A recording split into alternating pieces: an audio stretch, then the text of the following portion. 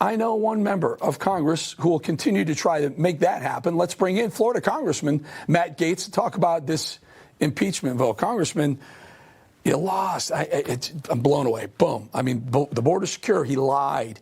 Dereliction of duty. Who are these four? Gallagher, Ken Buck, McClintock, Blake Moore, who switched his vote. We'll get to all that. But Mike Gallagher, I thought he was America First kind of guy. Am I wrong?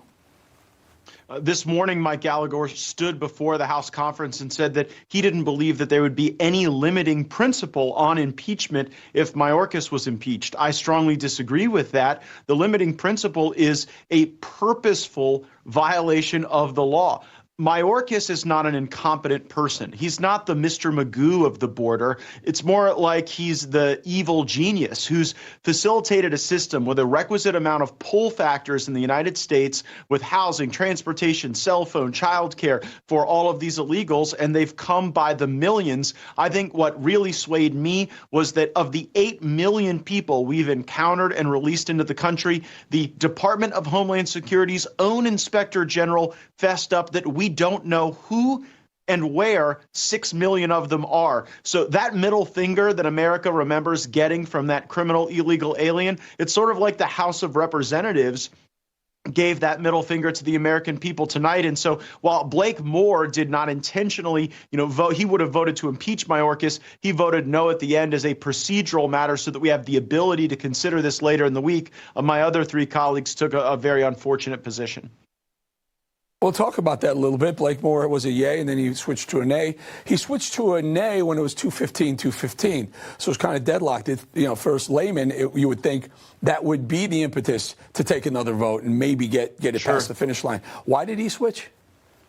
Well, because you're only able to reconsider a matter if you are on the prevailing side of the vote. So we didn't have any of our people that were part of the 215 that had voted no. So trust me, Blake Moore wants Mayorkas impeached. But I got to tell you, Bolling, as I'm watching that board and it's 215 to 215, I have never missed George Santos more. And what irony that the New York Republicans who drove Santos out of Congress, who are watching the children in their state being driven out of schools so that those schools can become migrant housing centers, that now we don't get to execute on an impeachment trial of Mayorkas because they threw George Santos out. I also wondered, wouldn't it have been nice to still have Kevin McCarthy in the House of Representatives? Never thought you'd hear me say that, but Kevin McCarthy, after being dislodged as Speaker, took his marbles and went home. He would have been a reliable vote for impeachment, but if he wasn't Speaker, he wasn't willing to stick around. And I think that the errant expulsion of Santos and the abject selfishness of Kevin McCarthy contributed to this result as much as the 3 Republican members who voted no sincerely. You're touching on something. You're touching on something here that Kevin McCarthy left you guys high and dry. He said, I'm taking my marbles, as you point out, and I'm going home, which left you one seat shy. But he also was under, I believe, I'm right saying that it was under McCarthy that the process to impeach or to remove George Santos happened under McCarthy's speakership, right?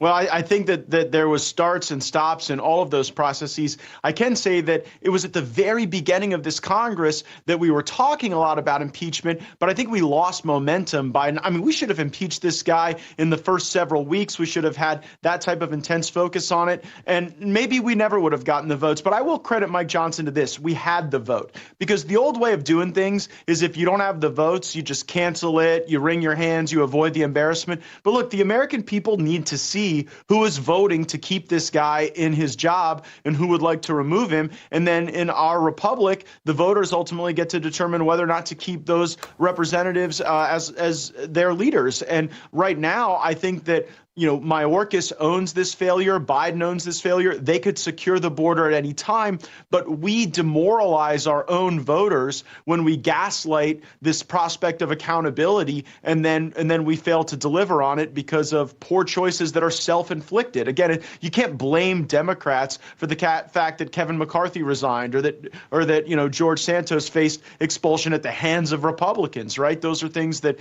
we did, and the consequence is this country that's been turned over to the illegals that viewers are watching in our split screen. You use the word embarrassment, and I fully expect tomorrow morning, you're going to get a load of it. You're going to get Morning Joe and Mika just, taking the victory laugh, laughing, saying you lost another one, and Mike Johnson has, doesn't have control of your caucus. What's your response to the preemptive response to the people who clearly are congressmen? They're going to give you guys the works tomorrow. Well, we've got to punch back, and I think that the best forum for that is going to be the upcoming budget fight next month. Like, the good news about Washington is there's always another fight around the corner, and when the government runs out of money, we have to make demands not for process, but for actual results on the border. We have to tell Biden Mayorkas that if the flow is not substantially reduced, if it is not cut to Trump levels with Trump policies, then we're not going to fund the rest of their woke and weaponized government while they continue to flaunt the law. I think that gives us an opportunity to reload and get back on offense. So, one of the other things circling the Capitol Hill right now is the Senate bill on the border and funding and whatnot, and $118 billion. And Johnson said it's a non-starter. It's going to fail immediately. I just hope a loss on this and, the Israeli, the standalone Israel package that failed as well. If this doesn't weaken the stance of pushing back against really bad policy, which is coming your way via Mitch McConnell. Well, yeah, we won that fight, Eric. I mean, that supplemental was terrible. It was a way to ice in a lot of the Biden-Mayorkas policies that have destroyed the border. And usually McConnell's pretty successful at weaving things together like this and then forcing them down our throats. But I'm proud of Mike Johnson and Chip Roy and other House conservatives who made a great case against that terrible Senate bill. And no less than Mitch McConnell put a bullet in the head of that bill. Like, he sent Langford out on this fool's errand to go and negotiate the border bill with the people who want no border. And then when we exposed how flawed it was, no less than Mitch McConnell said that he did not recommend moving to proceed onto that legislation. But look, here's what Mitch is going to try next, okay? They're going to put together this national defense supplemental, which will be a bunch of Ukraine money, a bunch of Israel money, Taiwan, refill our stockpiles, but none of it will be paid for. It will be deficit spending. I think if people want to achieve those goals, let's go find the offsets. Let's go cut the money from the UN. Let's take it out of the IRS. How about take it out of the Green New Deal tax credits? We should not be the party of deficit spending. That is inflationary. That's driving up interest rates. And we can find offsets. Congressman, great ideas.